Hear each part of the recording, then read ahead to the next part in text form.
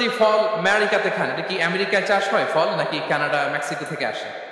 Let's say আপনি যে অ্যাপেলটা দিয়ে আজকে ব্রেকফাস্ট করলেন, যে অ্যাপেলটা আপনি খেলেন, এটা মেক্সিকো থেকে এসেছে।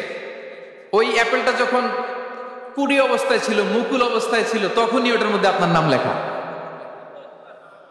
এর মধ্যে কত পাখি এসে ওই গাছে বসেছে, কত মুকুল নষ্ট করেছে, ওইটা নষ্ট করে নাই, কারণ ওইটা আপনি খাবেন। ওইটা পুষ্ট হয়ে সুন্দর একটা ফল হয়ে ইম্পোর্টেড হয়ে এটা আমেরিকাতে আসবে, আমেরিকার বাজারে। অনেক মানুষ ওই ফলটা সুপার মার্কেটে যে ধরে চড়ে নেড়ে আবার রেখে দিয়ে চলে গেছে, নেয় নেই। ওইটা সে খাবে না, কারণ ওইটা আপনার রিজিকে লেখা। ওই ফল আপনি নিয়ে আসলেন, বাসায় অনেকেই অ্যাপেল খাচ্ছে, কিন্তু ওই অ্যাপেলটা খাবে না, কারণ এটা কে খাবে?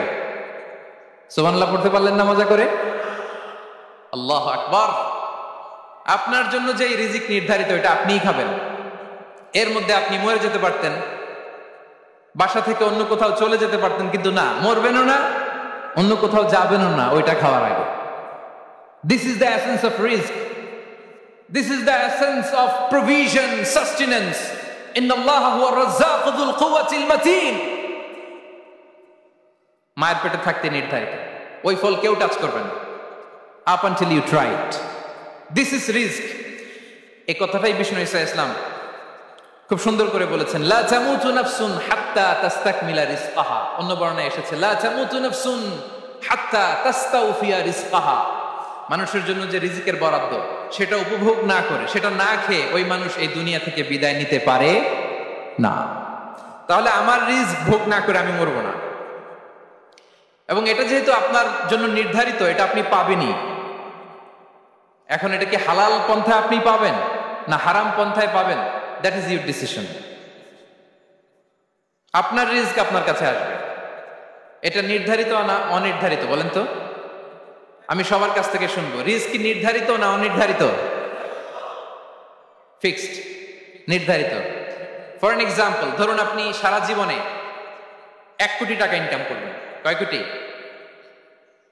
1 কোটি টাকা ইনকাম করবেন, এটা নির্ধারিত। আল্লাহ তাআলা ফিক্স করে ফেলেছেন, এটা আল্লাহর সিদ্ধান্ত। কিন্তু এই 1 কোটি হালাল পন্থায় আপনি উপার্জন করবেন না হারাম পন্থায়, এটা আপনার সিদ্ধান্ত। So now the decision is years. যদি আপনি পরিশ্রমী হন, যদি আপনি সৎ পথ অবলম্বন করেন, তাহলে ওই 1 কোটি আসবে আপনার কাছে, কিন্তু হালাল পন্থায়। আর যদি আপনি হালাল হারাম মিক্স করেন, টেবিলের উপর দিয়েও নেন, নিচ দিয়েও নেন, আসবে কিন্তু 1 কোটি। আসবে কয় কোটি? কথা বোঝে নাই বোধহয়। টেবিলের নিচ দিয়েও যদি নেন, সারা জীবনে আপনি পাবেন কত?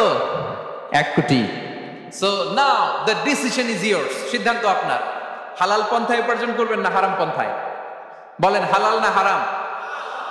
হারামের সাথে আমাদের কোনো সম্পর্ক? হারামকে আমরা এই কনভেনশন সেন্টার থেকে না বলে দিলাম, আওয়াজ করে বলুন নো। হারামের সাথে আমাদের কোনো সম্পর্ক? আল্লাহ তাআলার দেয়া বরাদ্দ রিস্ক আমরা হালাল পন্থায় উপার্জন করবো ইনশাআল্লাহ। বলেন। তাহলে মায়ের পেট থেকে নির্ধারিত হয়ে গেল, আমারটা আমি পেলাম, হালাল ভাবে আমি নিব।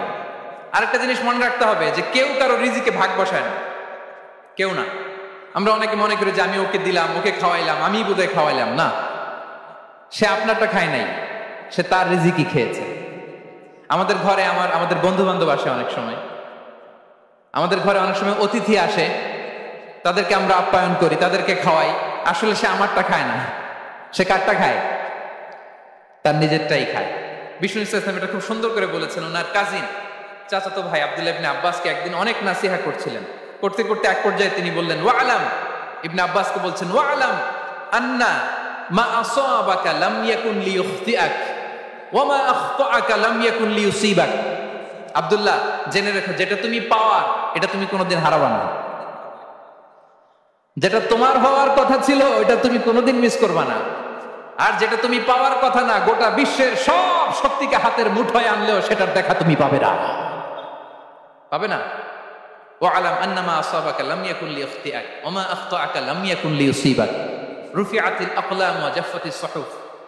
আব্দুল্লাহ, রিজিক নিয়ে চিন্তিত হয়ো না, রিজিক নিয়ে পেরেশান হয়ো না।